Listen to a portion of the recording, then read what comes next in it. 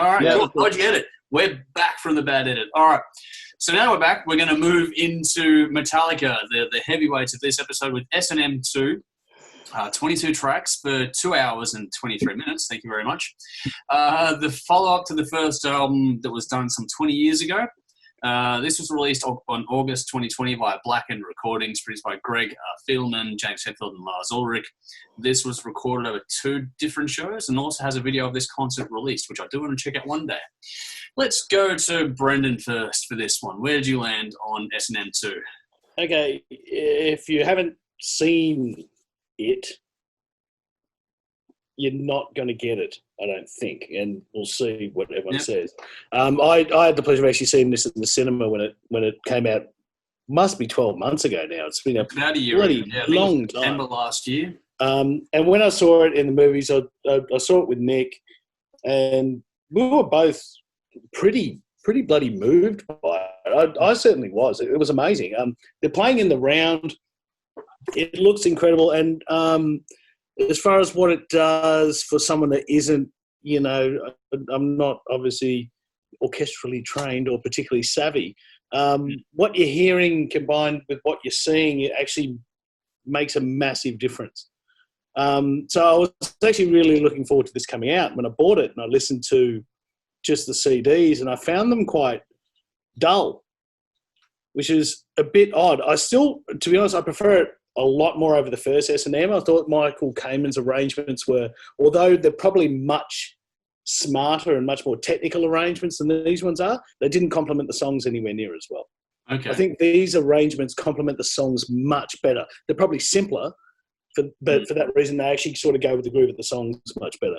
But without the visual, I found it a bit disappointing. And actually, for that reason, I went and actually watched, because I got the thing with the Blu-ray as well, and I watched it again this afternoon. And again, I was really quite moved by it when you can watch it. You can see the emotion they're playing, and particularly when the bass player from the band does Anesthesia with, and he does it on a double bass with a bow, which for a lot of people listening to it probably wouldn't pick up by ear. I mean, some guys as musicians certainly would, but the only part of that is when the drums kick in toward the back end of that. Yeah. Is that still the double bass, or is that when Trujillo? Yeah, still double bass. Yeah, it's just Lars and just go with the double bass. Yeah. Okay, cool. I didn't know that. That was the only part.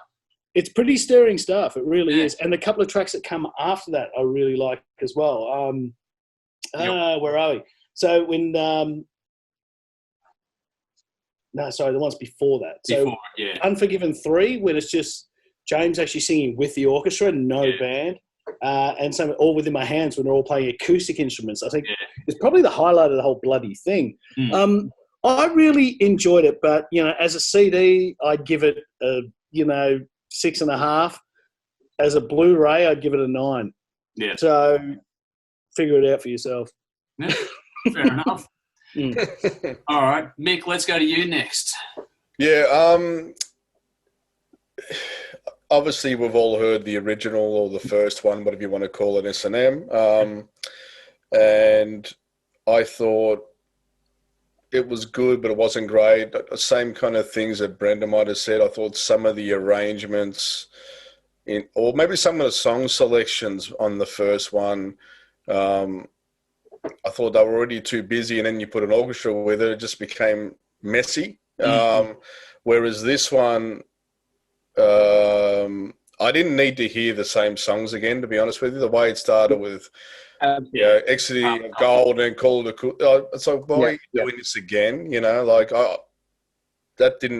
was a bit disappointing for me. It could have started with Orion, would have been much better. Orion or To Live Is To Die or something. To Live Is To Die. Even Suicide and Redemption, I think, would have worked. Yeah. 15 songs. Yeah, but what I did like was the newer material. I thought that really comes through. The Day That Never Comes sounded fantastic. Yeah, that sounded great. You mentioned it earlier, Brendan, All Within My Hands. That was fucking great. A lot of the stuff this time around, with the later albums, I guess, for lack of a better word, they sounded really good. I thought it was captured better. I just liked the mix of it, or the balance of it, better than the first S&M. And I thought James sounded a hell of a lot better on this one than he did on the previous one 20 years ago. Agree with that. There is a lull point in it, and maybe, like Brendan said, you need to watch the Blu-ray and you might get more out of it. But when the conductor, and then when Lars is talking to the audience, and it felt like it was like 3 hours of just Lars talking about nothing really. And then the guy comes out and starts having his spiel about this and that. It's like on a CD or on just an audio, it's just... Yeah, they're not contributing. It's like a Paul Stanley rant from 1984. No one needs it, like 7 minutes of bullshit. Yeah, but overall, I thought this one was better than the first one. Having said that, hearing some of the songs again, and maybe they've been slightly tweaked or whatever, say For Whom the Bell Tolls might be slightly different, but it wasn't enough variance for me, Yeah, I still got more out of the newer songs that were played. I gave it, look, it was too long. It probably should have been edited or something. I gave it a 6.5 out of 10. Only because the way it started, some of the songs I'd already done before. For me, this is an event. And I was having a discussion with somebody recently, and I said, how many bands can play anything from any album and the crowd would know it? And I thought of two bands, and probably they're the only two bands, that would be Iron Maiden and Metallica. It doesn't matter what they play off any album, the crowd will go nuts or they'll know it. You don't have to play the select few hits. Not many, yeah. I would have liked Metallica to have done the full brand new set, and made this a staple of S&M2, whatever we're at today, That's my only major criticism. I do think it was overall put together better. The Day That Never Comes and All Within My Hands were my standouts, and Unforgiven 3. Yeah, cool. Yeah. All right, Dave, over to you.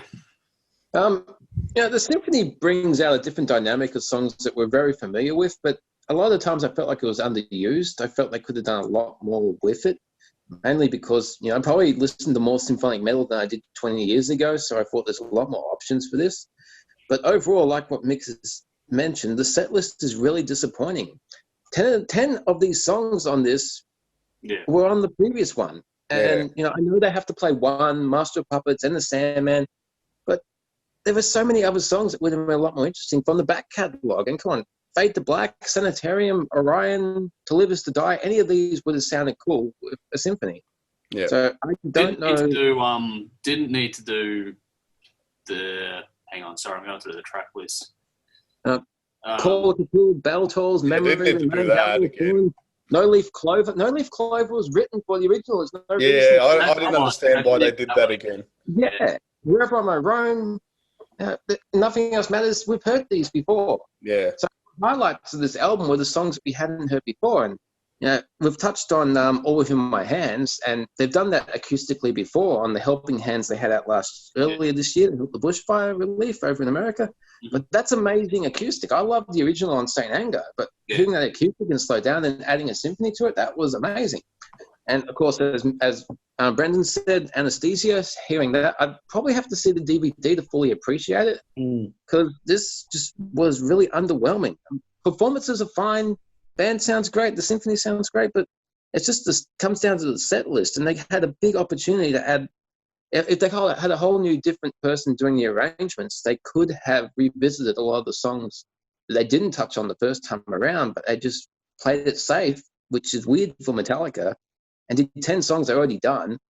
They knocked out 9. Some of them would have been better to keep than what they chose to keep in the first place. But overall, I gave it 7, and I originally gave it 6. I didn't want to score Metallica 6. I bumped up to 7. Wow. But my standouts were The Day That Never Comes, Confusion, Moth Into the Flame, Halo on Fire, Unforgiven 3, All Within My Hands, Anesthesia. The songs that aren't on the original, they were the ones that stood out for me. The other ones were just like, yep, heard them before. It's a great live album, but you got a symphony with you. Do something great. Yeah, it should have been an event. It should have been part 2 or whatever, and they could have got away with it. Everybody owns Symphony of Metallica or has at least heard it. If you're a Metallica fan, you go to see this gig. This is 4 minutes. Yeah. Yeah, you want something different. Yeah, the hardcore fans would have been there, and that's about it, you know. Yeah. So This is going to win you fans. You're not going to suddenly convert the orchestra fans into being Metallica fans for doing a record like this. That's just not going to happen. I do wonder, though, James entered rehab not long after this. Did they just do the easy load because he had his issues? Could that be the reason? I don't know about that because to prep these things will probably take over 12 months. So yeah, you're right. I don't know about that. All right. yeah, but a lot of them are regular staples of the Metallica set, so it might have been easier just to brush up quickly. Yeah. You know, if they hadn't played together for a while. So yeah. Tim, what about you? I'm going to defend this album. Okay, cool. So first, Metallica have fucked up set lists before. They played on Antarctica and didn't play Trapped Under Ice. yeah, that's true. So Yeah. cut them some slack. But, look, we've all seen Metallica live as well. I don't reckon everybody would have known half these songs. Because we all know that we know that they are the Triple M crowd there that are there to hear Nothing Else Matters and Enter Sandman, and we know that they generally get confused when Hit the Light starts playing. So I actually don't imagine these tickets would have been cheap though. So it would have been your diehard. Yeah, Metallica I don't. fans. Even so, that if they're not cheap, that means there's a lot of upper middle class people in San Francisco who are buying these tickets, and I don't think any of them knew what Call of the Cthulhu is. I think they all thought the song the first Metallica song would have been For Whom the Bell Tolls. Judgment. Yeah. Because again, especially if you've seen them at a festival or anything where, or even like a Rod Laver show, then about half the crowd knows all the songs, about half the crowd are there to hear Enter Sandman. Yeah. Yeah, but this is different, dude. This was like through the club. Yeah, but that's what I mean too. Like, they're expensive tickets, and like unfortunately, diehard metalheads are they're us. Yeah. If you do watch the DVC, the crowd's not particularly dynamic. Okay, I do want to watch it. It's an older crowd. That's what I mean. Yeah, it's when it comes to the orchestra. When it comes to the orchestra, I thought the arrangements were much better, though. Rather than treating it like an orchestra playing for an orchestra, they treated it more as if they were doing a film score and had a subtlety to it and looked to add atmosphere rather than enjoying what they were playing, which, not to say that they shouldn't be enjoying what they were playing, but they're not the ones selling the tickets for this thing. Overall, I thought it was really well done. I thought it was much better done than the first one. I think, were the vocals re-recorded? I don't know. Because they were re-recorded for the first one. I don't get the impression they were on this one. Yeah, because the first one they were, but they really stuck out. They kind of. Fuck. Really? Yeah, the first S&M the vocals are re-recorded in the studio, and it sticks out like a sore thumb. And that sounds shit house. Yeah, exactly. But that's part of the reason because it's but he sounded terrible. Like he was way out. Like yeah. So yeah, for mine, I thought this was much better. I thought this was really well done. I thought, again, the songs it is better with the visual aspect to it. But I think if you get a kick out of the type of sound that orchestras make, and if you like hearing, musical soundtracks similar to that of, Star Wars or Lord of the Rings or whatever, you get a kick out of that kind of shit, then you'll enjoy this. And I thought it was really well done. I gave it 9.5 out of 10. Wow, cool. Nice. Again, obviously the new tracks, The Day That Never Comes and all that are my highlights, but again, even for the older songs, I think they were better performed this time around than the first time around. Okay. Cool. Just as a curiosity thing, have any of you guys done anything with anything like an orchestra before? Yeah, I've sung in a choir and things like that. Okay, cool. Because I've actually done full-blown productions with orchestras and choral units and stuff before many, many, many, many years ago. And understanding how challenging those things are, the amount of rehearsals you have to do, and this is on stuff that's already pre-composed. Like I was doing Bach and things like that when I was a kid. Whereas, these things are new compositions and trying to meld two different worlds together. The amount of work that goes into these is not to be dismissed. And I do really want to watch this because I love this kind of shit. Now, I grew up with orchestral music going on, so for me, this is like the crossover of two worlds for me, kind of thing. One of my favourite metal bands, plus, the old influences I had growing up. So I love S&M1, even though I know it's not perfect. I do enjoy it a lot. And this one probably does beat that in a lot of respects. I'm happy to see this one out now, and it'll be interesting. I'll get to a bit more on that later on. I'll see if they'll do another one. But you need to listen to this one properly. I know that it's one of those ones I can see that, you need to sit down and watch this one. This is not the sort of album you can put on through, your Apple earbuds in a noisy work environment and try and listen to it. It's not going to do it any justice whatsoever. The mix is more subtle than that. You've got to be able to have like good speakers or good headphones on to really take in the soundscape that goes in this, because a lot of it is very, very subtle, and it's all about how the thing fleshes out, and like the scoring of the orchestra parts are in such a way that they're meant to fill things out and not try and make busy moments more busy. They're meant to just sort of fill the things out, and then when the band go a bit quieter, they become a bit busier then. So it's all about that counterpoint balance kind of stuff going on. I thought the composition was fantastic in that regard for this. The performances are really good. Getting Lars to play in time to a conductor is going to be challenging. Lars' performance on this compared to the first one was spectacular. Yeah. And he still rushes though, which shits me to tears. Yeah, he does speed up, and I think it's even more noticeable on this one than it was on the first. But I mean, he was cleaner. Playing was cleaner on this. Yeah. His roles were a lot cleaner, which was... But it's also either Lars was better adapted to sort of come back to the pack a bit, or the conductor was better than, dare I say it, Michael Kamen was at bringing the orchestra up to par with where Lars was sitting on things, so it gelled properly. What for me it felt like the conductor had listened to a lot of live Metallica. Yeah. And he knew, okay, when one comes in and the machine gun starts, he speeds up. Yeah. So look out for that. Yeah. And so, a lot of those things, the tells were there, so they all knew what they were going to get. And so they all, instead of trying to make it this pristine, perfect thing, which a lot of the orchestras fall into the trap of doing, they've embraced the two sides of the coin kind of thing, and it's worked really well here. Don't you always wonder, though, what fucking first-chair violin's thinking? They're going to be losing their minds. Lars is rushing to your beat going, seriously, this cunt's a millionaire? Seriously?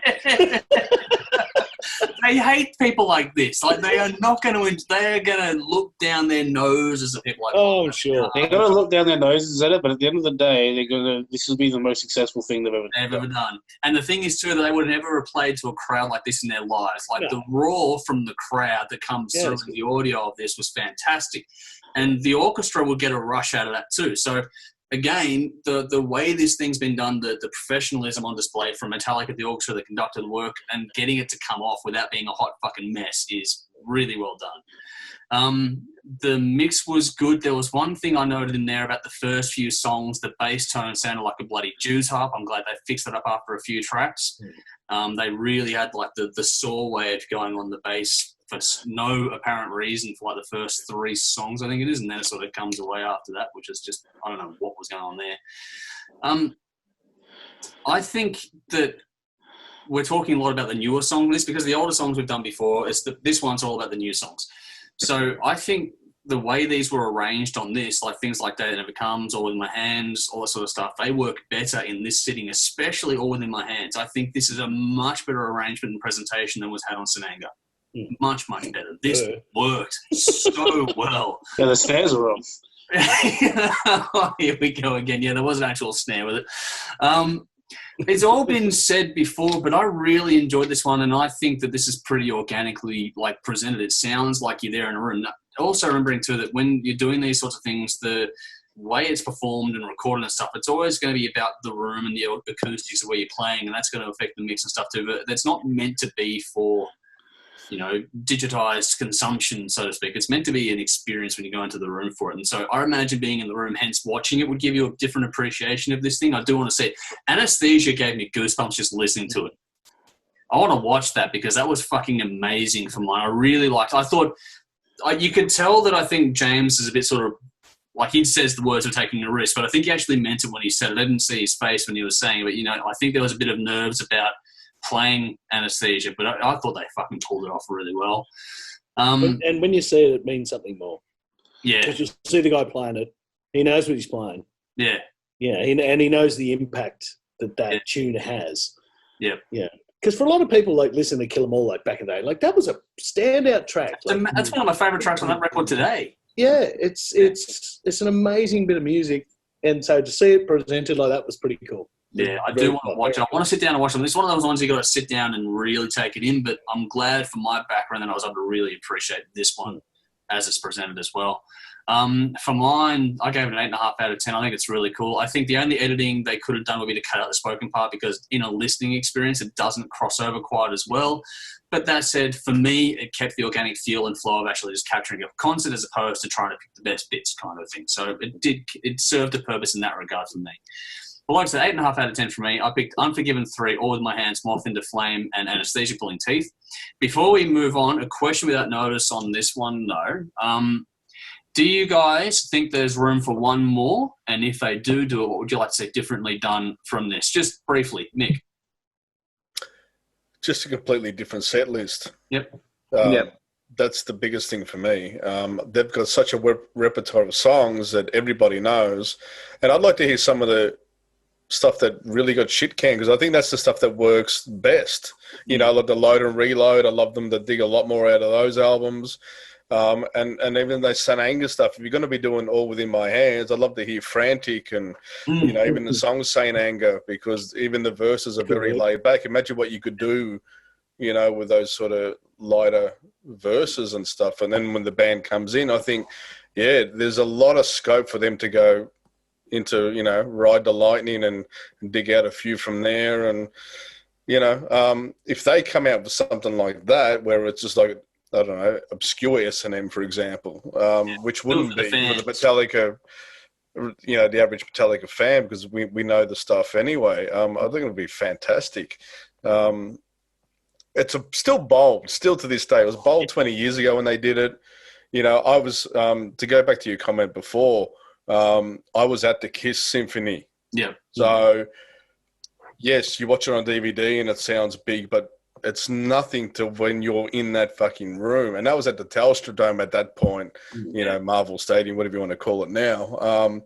And, yeah, that was amazingly huge when you heard a song like God of Thunder. So, yeah, it's never going to quite transcend through a CD player or a Blu-ray, even though it probably looks good visually. But, yeah, look, I still think that this is much better. Like it didn't, you don't go away from this one going, geez, they should not have done that, you know? But yeah, no, just completely different set list, man. Really go out, be Metallica and just give us everything that you've never played before. Like, you know, My Friend of Misery. How good would that fucking sound? Awesome. You know? You know, there's so many songs where I start thinking, you know, Leopard Messiah, I think would be fucking fantastic. You know? Spit out the bone. Yeah. Yeah, there's a ton of songs that I think they could really regroove and rework. Yeah. So. Dave, what about you? Room for more? Yeah, the original had 2 original songs that were written and performed, Minus Human and No Leaf Clover. So it's like they were more enthusiastic the first time around than they were with this one. So a couple of original tracks, they've got 3 or 4 or 5 instrumental songs, and they chose to do the same one. So there's plenty of other material they could pick. Even that Mission Impossible song they did. Yeah. I Disappear. That's a great tune. That would sound fucking wicked with that shit going on. Yeah, So. there's plenty of stuff. I mean, there's not much. Death Magnetic had some cool stuff. They could have done... that was Broken Bean and Scarred. That would have been cool to do. Yeah. Cyanide would have been All Night May Long. Yeah, Cyanide would be killer. That breakdown riff. So, yeah, just like I said in the review, the set list was really underwhelming. There's so much more material. So, yeah, absolutely. Do a third one and completely different set list. Write some new songs, do some ones you haven't done before. Cool. I'll be in. Brendan? Yeah, the most disappointing thing is they didn't consult me first. It's a bit heartbreaking.